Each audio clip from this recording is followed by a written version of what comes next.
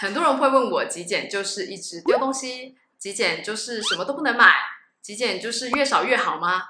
今天我想要来聊聊极简真正的意义，以及它如何改变我的人生。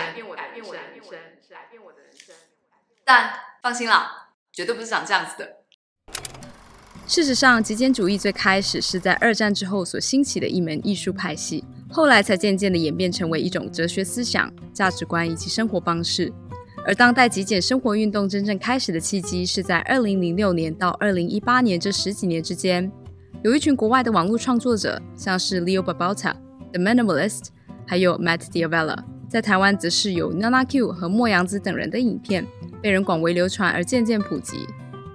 这些人积极地分享极简对他们人生的影响，并且提倡当我们专注在更少的东西上，就会获得更多的快乐和满足感。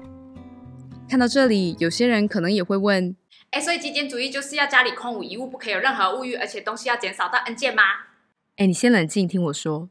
事实上，并不是什么都没有才能称作极简主义。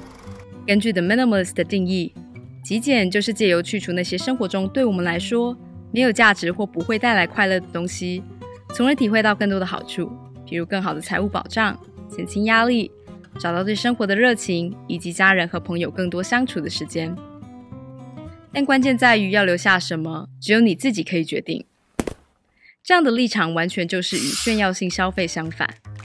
炫耀性消费一词是在19世纪工业革命之后，由社会学家 Dorothy Veblen 提出，指的是人们特别花钱购买奢侈商品和服务，来作为展示自己经济实力和社会地位的手段。而近年来，随着购物商场越盖越多，电视媒体砸钱制作广告，线上购物平台崛起，社交媒体更是提供一个让每一个人都可以轻易吹捧炫耀自己的渠道。这股消费主义的浪潮把我们所有人都推到同一个方向，买更多的东西。也因此，极简主义的概念在这样的时代背景下，就像一股清流，为人们带来深刻的反思。自此，越来越多极简主义者出现，有人带着52件物品环游世界，有人住在小房子里面，有人住在跟一般家庭一样的房子里面，有人有小孩，有人没有小孩，有人有很多朋友，有人没朋友。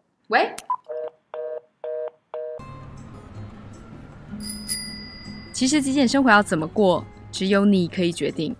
毕竟每个人的兴趣、价值观和过往的经验不同，需要的东西也会很不一样。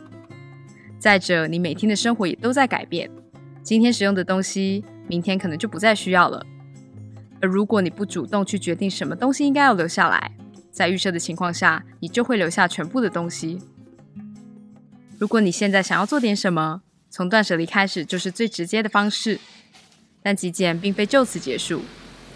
现在的你最需要做的就是问问自己，你花了多少时间在其实你不太在乎的事情上面？你想要过怎样的生活？你觉得成功的定义是什么？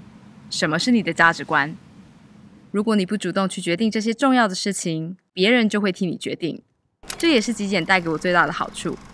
虽然我也很享受一个干净整齐的家，但极简影响我人生最大的就是我可以专注在我认为最重要的事情上面。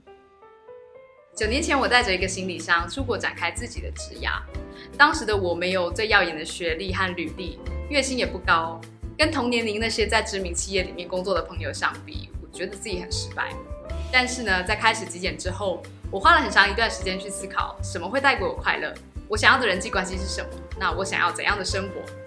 也因为这些反思，我开始重新定义成功这件事情。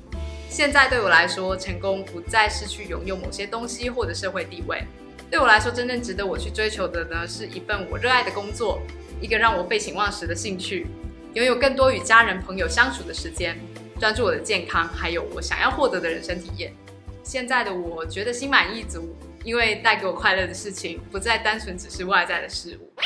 但是呢，我不是在说极简就是一个万灵丹，它绝对不会解决你生活上所有的问题。但是如果我没有极简主义的出现，如果我从来没有意识的去思考我想要什么样的生活，就不会有今天的我。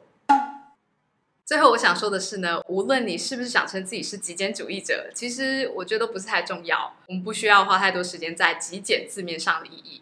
但我觉得每个人都可以从有意识的做选择这件事情当中有所收获。无论最终你是极简主义者、专轮主义者、简单生活家什么什么者都可以。最重要的是你要去过一个对你来说更有意义的生活。Alright， 今天就分享到这里。如果你喜欢这支影片，欢迎在下方点击喜欢来支持我。想要看更多类似的影片，欢迎订阅我的频道。感谢收看，我们下次见。所以极简主义就是要家里空无一物，不可以有任何物欲，而且东西要减少到 N 件吗？不爽个什么啊？有什么好不爽？你说。